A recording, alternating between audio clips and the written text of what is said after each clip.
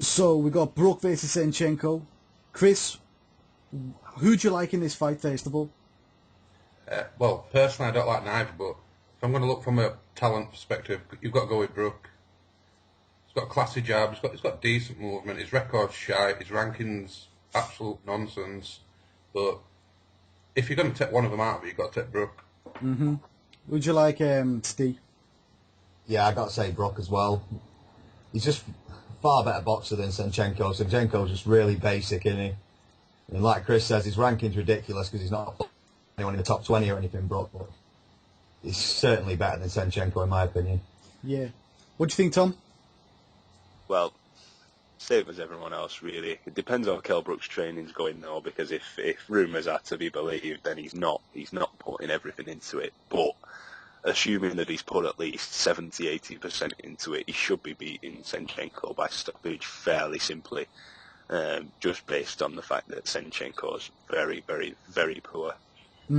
That's what he is. So moving on from that, Senchenko coming off a good victory over Ricky Hatton. Starting with you, Chris, how good is that win? Is that a worthwhile win? Should we look into that? No. This is something that Eddie Earn's going to look into to try sort of fight. Same with Kell Brook. Biggest waste of time fight you've ever seen. It was a shadow of a former great fighter. I didn't watch it really. I saw highlights afterwards. It was a nonsense fight. It wasn't at Hatton's original weight when he was good, so I wouldn't even look at that fight. That's something the average idiot fan's going to look at and think, oh, we'll watch it. It's an absolute nonsense fight. Steve, are you impressed with Senchenko's victory over Hatton? No, not at all. Like you said, his best performance is Hatton were always at light welter. He was never a good welterweight. You know, he could bully people at light welter, and that was when his body was still decent. You know, he was just done, weren't he? Yeah, that was before he was shot for 3 years. Yeah, exactly. Like, you know, Ricky's not been the one to look after himself, has he? You know, it's just the way he is. He likes to party and that, so it were obvious, wasn't it? Go on, Tom, what do you reckon? Yeah, 3 years of partying, you know, booze and pies, cigs, they're not really going to take much, you know, do much good for your body. So, You don't rate it didn't mean a lot at all, really. I mean, it was a very, very, very hard comeback fight for Ricky Hatton, and if he won, then it would have meant a lot more than it did if Senchenko won, just because of the toughness of the competition. But for an active fighter, really, you shouldn't be looking at stepping up, and which it is for Brook. It's a step up to someone like Senchenko. So moving on to Kell Brook, you know, coming off a knockout win over Carson Jones. Let's look at that now. How worthwhile is that as a victory? Starting with you, Chris. No, Carson Jones is. I know he's been ranked up within top 20 and stuff like that, but he's had quite a few defeats before that. He were average, even in first fight, the one that were close. It all down to Kell Brook not training properly, and his nose went in the fight. For Kell Brook ranking, he should have done a real number on Carson Jones. He should have been looking to stop him or comprehensively outbox him. Struggling against guys like that. For me, that worries me, struggling against a guy like Carson Jones. This guy's exposed. Yeah. Steve, what do you reckon? Yeah, I mean, Carson Jones was tweeting pictures of himself eating KFC and all sorts of stuff, weren't he, before the second fight? I weren't surprised that happened, like, you know. Oh, I know.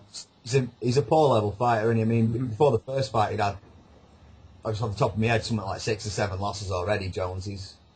And he got a win against someone and he wasn't expected to win, and I think that basically boosted him up to get the fight against Brook, which I thought he won actually against Brook, because Brook obviously didn't do any training at all, like, and that was a nose issue and all that, but it was a nothing win really, in my opinion. Yeah. Tom, what do you reckon, pal? Yeah, Carson Jones is okay, but he's like he's an American journeyman level, pretty much, against a British to European level fighter. So I would have expected a slightly more comprehensive win the first time, but instead we got Kell Brook, getting his face punched in for the last 5 rounds of the fight. The second time round was it was a shambles really, with the amount of times the weight changed. It just meant nothing. Yeah, I mean, that's basically summed it up. Yeah, I mean, the way I look at it, you've got to look at it like there's a slight, you know, increase in Brook's ability there. I mean, obviously he did go from pretty much losing the first fight to knocking him out in the second fight. But then again, Carson Jones is like domestic level American fighter, so he's not really learned much, and it's not that great a greater leap. And Carson Jones, I was watching Carson Jones because I've got him on Facebook, and he was eating all sorts of shit like pizzas, burgers, KFC. Basically, what come fight night, he found a massive dildo to sit on in the middle of the ring because he was always going to be wank. He trained to fail, and did. So I don't really put too much stock in that victory. Anyway, a lot of people don't like this fight now. Okay, the Senchenko versus Brook fight. What do you reckon that is, Chris? It's piggybacking from Earn. It's the same with him all the time. He promised us a big fight. The Alexander fight fell through. That's when the promises started coming. You've got to remember that the only noticeable guy we've ever seen Kell Brook fight is someone like Matthew Hatton. That's probably his biggest name on his career. And the guy's got a #1 ranking. He's a mandatory challenger. When you look at Kell Brook's ranking, for a fight like to say he's fighting Senchenko now, it's all been done in reverse. He had a #1 challenger status. He should have been fighting Devon Alexander. Vyacheslav Shevchenko fights Ricky Hatton, beats him. A lot of pretty numpty fans, to be honest. If you're going to read much into that, there's something wrong with you. But Eddie Earn has used that. Felt this is a fight that should have happened ages ago. It shouldn't have been anywhere near now. Okay, Steve, what do you think, pal? Do Yeah, you think why don't people like this fight? Because exactly what Chris said, it should have happened a long time ago. I mean, like he said, his best opponent is Matthew Hatton, or maybe like Lovemore and Do. I mean, Lovemore and Do was way over the hill when he fought him as well. But it's just like he says, he had his chance to be the mandatory, and in my opinion, he didn't take it because he was going to lose. Like, I really think that was the case. Yeah, I think Devon would have just, dismantled him. Really, he just would have been far too good a boxer for him. Yeah. And I think it was the only reason, probably as well as Brook not training right, which seems to be a regular occurrence nowadays. Yeah, yeah. Tom, what do you think, pal? I expect a nice, colourful response from you. Why don't people like this fight?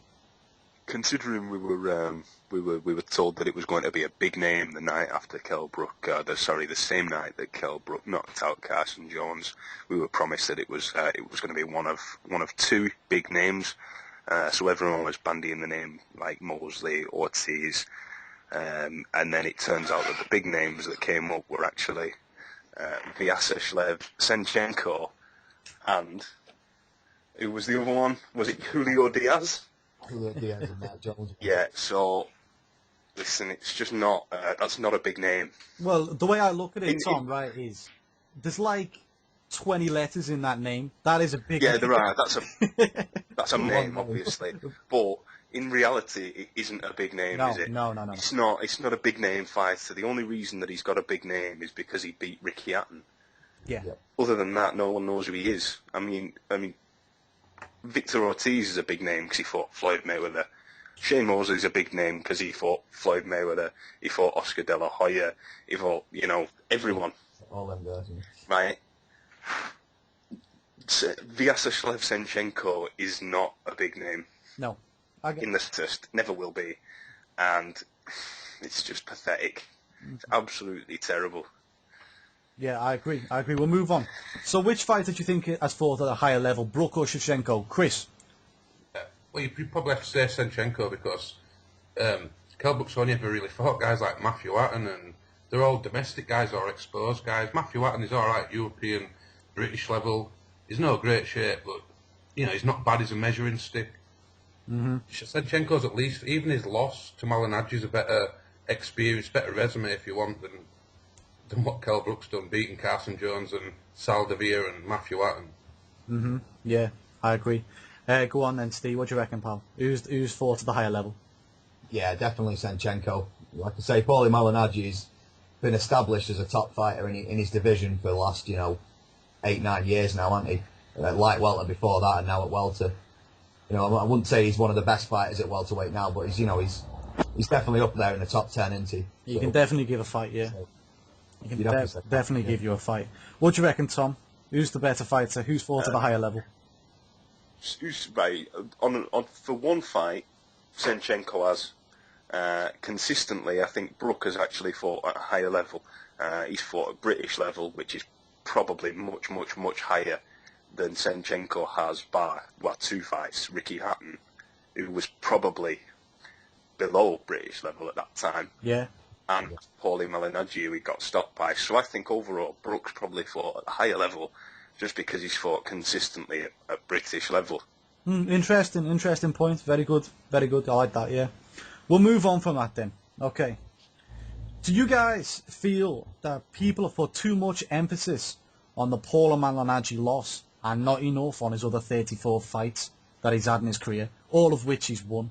Starting with you, Chris. His record's patchy. I mean, you're struggling really to pick up one of them names and realise who he's fought. So I think a lot of people put in emphasis on the loss because that's the guy we know, Malignaggi. We all know Malignaggi. I mean, you can say it same kind of with Hatton. He kept himself in that fight whether Hatton will pass it or not. But I think the other guys, it's much of a muchness. It's a bit like what Tom just said. The reason why he ranked his level of opposition above Kell Brook, even though I don't personally, I can understand why he would. What do you think, Steve? Yeah, maybe there is a bit too much emphasis on that loss to Malignaggi because, like I say, if you look at his record, there's no one on it. There's no household names on it apart from obviously Hatton, but, no disrespect to Hatton, he's blatantly gone, weren't you, that then? But, when you fought 30-odd nobodies, it doesn't really matter, does it? I mean, we saw that with Malik Scott, didn't we? Of course, yeah. Malik Scott. I've got this undefeated record, but, Who you fought? When you fought 30-odd bums and knocked it and beating them all, it doesn't matter, does it? No, it don't. No.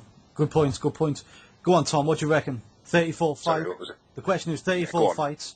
Is the emphasis too much on the Paulie Malignaggi loss and not enough on the other wins? Well, no, because Paulie's the only one that matters, really, isn't it? And he's the one that he got beaten. Mm-hmm.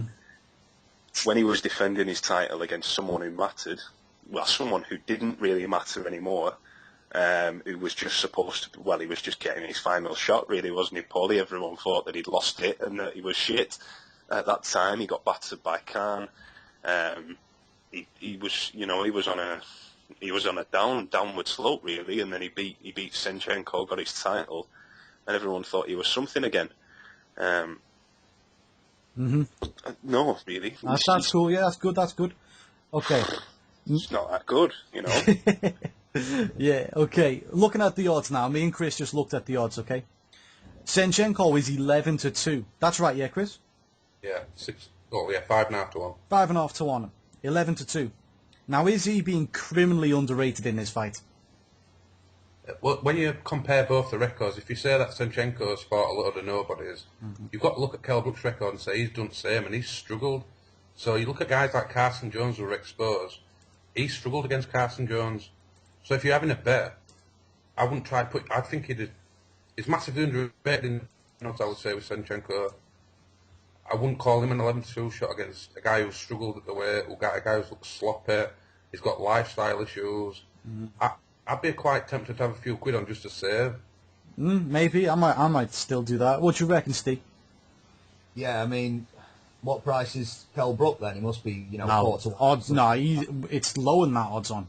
Oh, God. 1 to 9. 1 to 9, there you go. It's even worse. Not any money on that with a look at, if you take the past histories into consideration, and obviously the training issues that Kell Brook obviously has, lifestyle issues, as Chris says, you'd never you wouldn't put $9,000 on it to win a grand, would you? Because it ain't worth, it ain't worth the risk, is it? No. If you were a betting man, you'd have a sly fiver on 5.5 to 1 on Senchenko, wouldn't you? Thinking this is a closer fight than you think, and I think it is. I still think Brook will win, but I do think it's a close fight.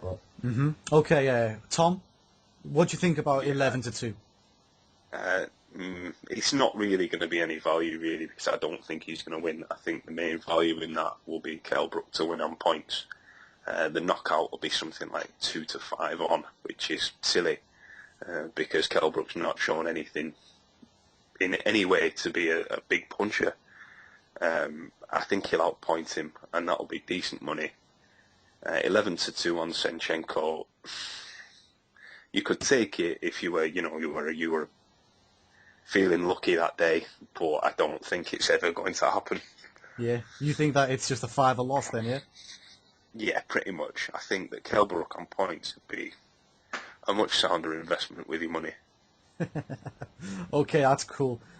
Who does everyone think has got the better power in this fight? Senchenko or Brook? Starting with you, Chris.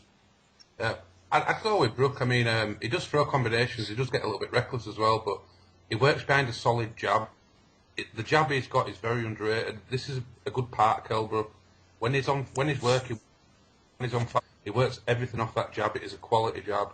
So by accumulation, you'll take too many jabs in face. You don't have to be a big puncher to stop someone. What do you think, Steve? Who's the bigger puncher in this fight? Yeah, I'd have to say Brook. Definitely, like Chris says, he does work everything off the jab, and he probably has got maybe a chance to stop him because of he does cut, doesn't he, Senchenko? You know, so there is possibility that if he jabs him all night, he could carve him up. Maybe stop him that way. But I don't rate Senchenko's power. I mean, the body shot he took Hatton out with, I mean, that's just years of not looking after himself from Hatton. You know, when you don't look after your body, you can't take body shots. Body shots are the hardest to take at the best of times, aren't they? But when you're not, fighting fit as you used to be, it's not easy to take them. So, So what do you think, Tom? Who's the bigger puncher in this fight? Well, you can't really tell. Both of them have got pretty padded records. Yeah. They've knocked out, say, what was he called? Joseph Cote, right? We've had that guy knocked out. We've had Saldivia knocked out. Now, on the other hand, you've got Ricky Hatton, who's been stopped. Now, if that's anything to go by, you've got to say Senchenko. But in the state that Hatton was in, I don't think that's anything to go by. I think they're both probably around the same sort of level, but Kell Brook's got more skill to go with his power. So I do think that the skill plus the power is better than the sort of, just having the decent punch, Yeah. So I do have to say that Kell Brook's probably got a better punch. Here's another question for you, and this is, you got to get the difference between punch and power, and the difference is, can either of these guys finish the job on people? Do these guys have finishing ability, or the killer instinct when their opponent is hurt? Would any of you say that Kell Brook or Senchenko can finish the job? No. Kell Brook struggled. You saw against Carson Jones in the first fight. He had Carson Jones rocking and rolling, and he couldn't take him out. He struggles to finish it. He struggles to, he's not the sort of guy you think gets someone hurt, he's going to stop him straight away. He's going to struggle. Senchenko, I've just never seen him really, apart from the Hatton fight, I've never really seen him hurt anyone good enough to stop him. Yeah. So that Hatton fight was just one punch, though, wasn't it? You never actually got to see him. See if he hit him clean on the chin and he started wobbling, you would have seen what he did. You would have been able to gauge it from that. But because he just hit him once and he fell over and that was it, you never got to see any sort of reaction from him. Yeah, Brook struggles to finish it off. That's my opinion. We'll see what Senchenko can do if it gets to like that, but Brook's definitely not a good finisher. Yeah. Steve, do you want to say anything on the finishing ability of either?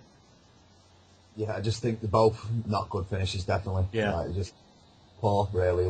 Say, he had loads of guys hurt, Brook has, but he's never seemed to be able to finish them off, he had Hatton wobbling a bit, he had Carson Jones wobbling a bit in both fights, and took him a long time to finish Brook in the second, to finish Jones in the second fight, didn't it? So yeah, it's obvious he's not got that natural instinct, has he? No.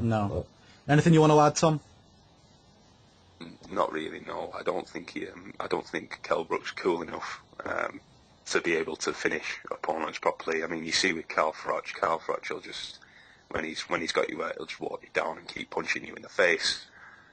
Kell Brook hasn't got that. He tends to back off, like he's scared of hurting someone. It's a weird reaction to have, but he seems to have it. Yeah, I don't see him as. He can't finish a fight. He can't close the show. Neither of them can, to be honest. But we don't have as much to go on with Senchenko, even though he's got a lot more fights, which is funny. Well, when I say a lot more, I think he's had like 4 more fights. 4 or 5 more. Except we know almost nothing of him. That's the worst thing. Except for the Paulie fight and the Hatton fight, unfortunately. So we're going to move on from that, and we're going to end it on this. Chris, do you want to state your prediction for this fight? Yeah, I think this fight has been completely set up to make Kell Brook look spectacular, to get him back in the public's imagination. I can see Senchenko, I can see him getting not being too bothered. I mean, his fight with Ricky Hatton is one thing. If you look at his fight with Malignaggi, when he took punch after punch, the cut saved him from quitting. So I can see Kell Brook winning. I will have a few pound on Senchenko just to save in case it goes late, but I think Kell Brook will stop him. I think Senchenko will want to give up, so stoppage Kell Brook. What do you think, Steve? What's your official prediction? Yeah, I'll go for Brook on points, but I could see him stopping Senchenko on cuts or something, or giving him an excuse to pull out, because I just think he's that much of a better boxer. He'll just keep hitting him clean, and eventually I think Senchenko will just be giving up, mentally. Okay, Tom, what is your official prediction? I think Brook's going to win on points. I reckon he'll go down in this fight, though. You think I that think he'll go down in who this, will yeah, go down I in think this Brook's, fight? I think Brook's going to go down in this fight, but I think he'll win on points. Okay, that's good. That's a very good prediction. That's a very interesting prediction. My prediction is that I think Brook is going to win this. A close punch decision. I think it'll be a closer fight than other people think. And I think it'll look good for Brook still. I think it'll still look good for Brook.